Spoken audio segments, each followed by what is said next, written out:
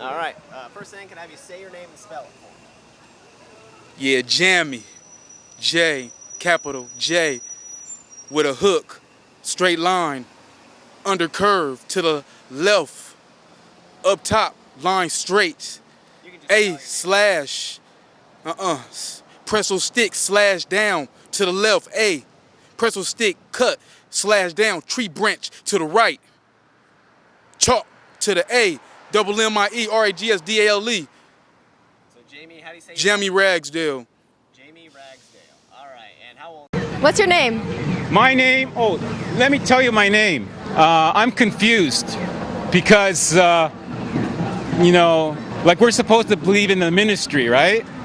So is the church and state supposed to be separate? I'm confused because I never went to school, right? Is a confused person get a resolution?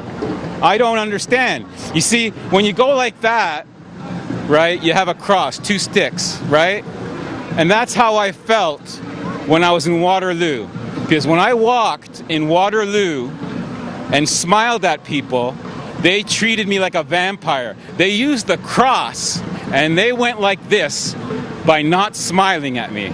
In Toronto, hey, hi guys, you know me, Steve Spiros, easygoing. Those who know me, I'm a nobody.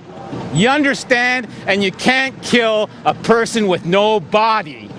So why am I afraid? I'm not afraid. I'm afraid of the boogeyman. Who's the boogeyman? You figure it out. I'm getting out of here. I'm going back to Waterloo where the vampires hang out. And I'm gonna wear my sunglasses at night. You know why? Because women show their tits, have short skirts, and then they feel violated when I look at them. Why? Because I have sunglasses on and I'm weird.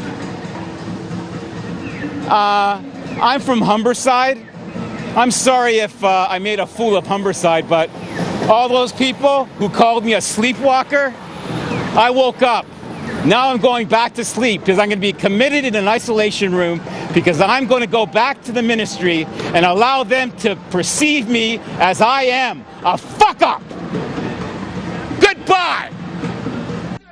Kelly Dodson was asleep with her little girl inside their apartment on Webster Drive when I was attacked by some idiot from out here in the projects. Dodson says her attacker used a garbage can to climb onto the unit's ledge, open the upstairs window, and then he got in bed with her. He tried to rape me. He tried to pull my clothes off. Dodson struggled with her attacker, knocking over items in her bedroom. Antoine Dodson heard his sister scream and ran to help. Well, obviously, we have a rapist in Lincoln Park. He's climbing in your windows. He's snatching your people up, trying to rape them. So y'all need to hide your kids, hide your wife, and hide your husband because they're raping everybody out here. The attacker got loose and went out the upstairs window, but he did leave something behind. We got your T-shirt. You done left fingerprints and all. You are so dumb. You are really dumb. For real. A crime scene investigator photographed and dusted for prints on the lid of the garbage can and the window pane and ledge. Dodson says he's never seen the perp before, but sends this warning to whoever is responsible. You don't have to come and confess that you did it. We're looking for you. We gonna find you. I'm letting you know now, so you can run and tell that, homeboy. Okay, well, I'm a witness here. What I seen was a horrible, tragic situation. The guy was coming down, and I guess the police was trying to do a stop point. The man said, no, not today, and they began to race behind each other like cats and dogs. The police officer got behind the man and started going so fast his car spit out of control. Girl, he hit the pole. His head went to one side, and his body went to the other side, and this is the result. Lord be with this young man. He need a blessing. So where were you when this happened? Well, ma'am, I was actually going to buy me a piece of burger from Burger King, and I just stopped right in the middle because my hunger just went away. Because when I seen that accident, girl, I just began to be nosy, and I just had to just understand that somebody was experiencing this difficulty moment that was just not. Ma'am, I just cannot bear to continue to talk because it's just Tell so. me what you saw. Did the police? Well, what I seen was that the police officer was merging towards the front, and the car gunned a little right, And then the police officer kind of submerged and both of them interacted, and it was a full twist about, and the police car just twisted around like a tornado, girl, and the Lord just shook it up, and the man just got injured. And now the result is this police officer don't know if his life is going to continue to make it or he going to just tap out. What did you see the officer do? Did you see, you saw him?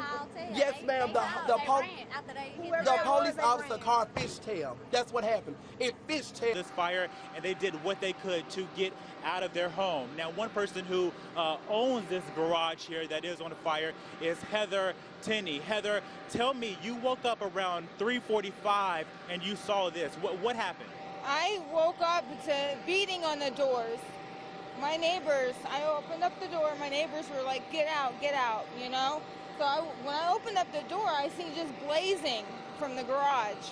And I woke him up, my husband, and we got out as fast as we could. I had him move the vehicles out of the way, and I had him go back in the house to get our 2 dogs that we had in there. When you got outside and you saw what was happening, you saw what was going on, what were your thoughts? Oh my gosh. You know, I didn't ever think it was going to happen to us. Do you know how this fire started? Yes, I do. It was because of my cousin. And I don't want to mention no names. Your cousin? Yes. And you say you think your cousin started this. Do you know how or why? He's mad because he can't get with me. I'm married to my husband, and it's a long story. Just make it short. Yeah, he already put him in a hospital once last month, and he figured he's going to do something else to get back. All right, so right now, all right, the fire has been put out. Thank you for the information here. But who else? I know how bad they are. Why don't they just walk the gutters? It ain't a far walk. It's just 38 miles. Why don't you walk? Why don't you walk the gutters? Can you walk the gutters before? I'll walk. Yeah, I can walk the gutters. Right. Why don't you walk the gutters? I don't need to walk the gutters. Well, shit, no, you don't. You're gonna put everybody else walking the gutters. Why don't you just walk the gutters? All right, I'll walk the gutters. All right, let's go. All right, hang on. Let me do this one time. Man, let's go walking. Car, the time you get to New Hope, you won't be strutting that ass. You'll be so goddamn fucking tired by the time you get to New Hope that you won't be strutting that ass. You'll be, you'll be half dead by the time you get there. So it's a chauvinistic pig attitude that Clinton's got. Strut that ass, strut that ass, strut that ass, strut that ass. And when you walk about 15 or 20 miles, you won't be strutting that ass. You'll be so fucking tired, you won't be hard to hold that ass up. You won't be strutting that ass, strutting that ass. I heard an explosion.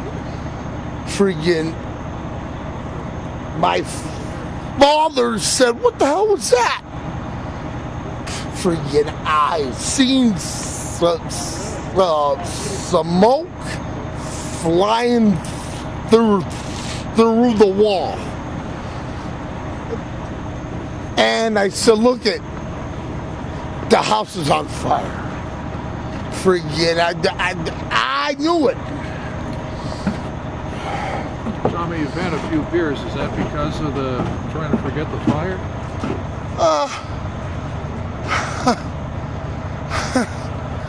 I lived here my whole freaking life. I lived here almost my whole life, buddy. And you know,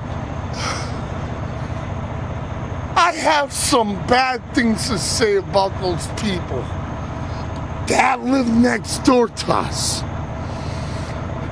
Do you think you're lucky to be alive today? No. Because I'm friggin' smart. Friggin' I smelled the smoke. My mother smelled it. My father smelled it. And it was a matter of time that house friggin' went up. Okay.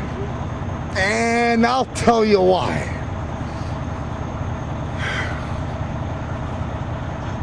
I'm gonna get racial here. I'm gonna get racial. Okay.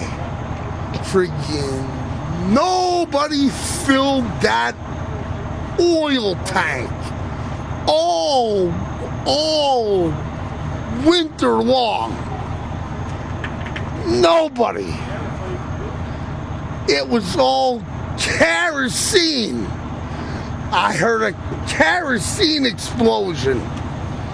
Boom. Friggin' I heard it. Friggin' ask.